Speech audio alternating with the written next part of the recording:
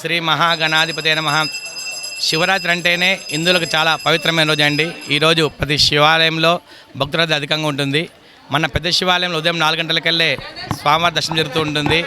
సాయంత్రం 5 గంటలకు నందివాహన సేవ గ్రామోత్సవం ఉంటుంది. ఆ తదుపరి 10:30 గంటలకు లింగోద్భవ ప్రత్యేక మహాన్యాస రుద్రాభిషేకము, ఆ తదుపరి స్వామివారికి ప్రత్యేక అలంకరణ మరియు పంచార్తులు ఉంటాయి.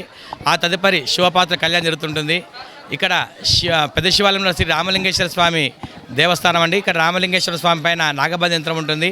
ఈ యంత్రం ఉండడం వల్ల ఇక్కడ స్వామివారిని దర్శించుకుంటే రావుకేతు దోషాలు సర్పదోషాలు తొలగిపోతాయి. మరియు ఇక్కడ బ్రహ్మసూత్రం ఉంది శివలింగానికి. ఈ శివలింగము నాగబంధ యంత్రం ఏకైక శివాలయం అండి. ఇలాంటి శివాలయం దర్శించుకుంటే మనకు సర్వదోషాలు తొలగిపోతాయండి. ఈ శివరాత్రి సందర్భంగా ఉదయం 4 గంటలకెళ్ళే భక్తుల రద్దీ అధికంగా ఉంటుంది. సాయంత్రం రాత్రి 10 గంటలకు రద్దీ అధికంగా ఉంటుందండి. సరే 10 సంవత్సరం కన్నా ఈసారి భక్తుల రద్దీ అధికంగా ఉంటుంది. ఇప్పుడు 11 అవుతుంది. ఇప్పుడు రద్దీ చాలా విపరీతంగా ఉంది. మరి మనకు సాయంత్రం 4 గంటలకి రద్దీ ఇంకా విపరీతంగా పెరగవచ్చు.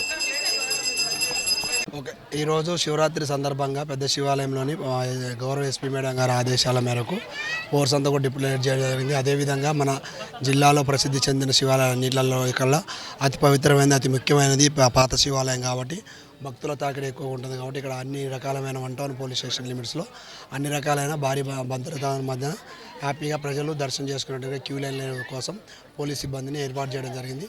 ప్రజలందరికీ కూడా మరొకసారి శివరాత్రి శుభాకాంక్షలు తెలియజేస్తున్నాం.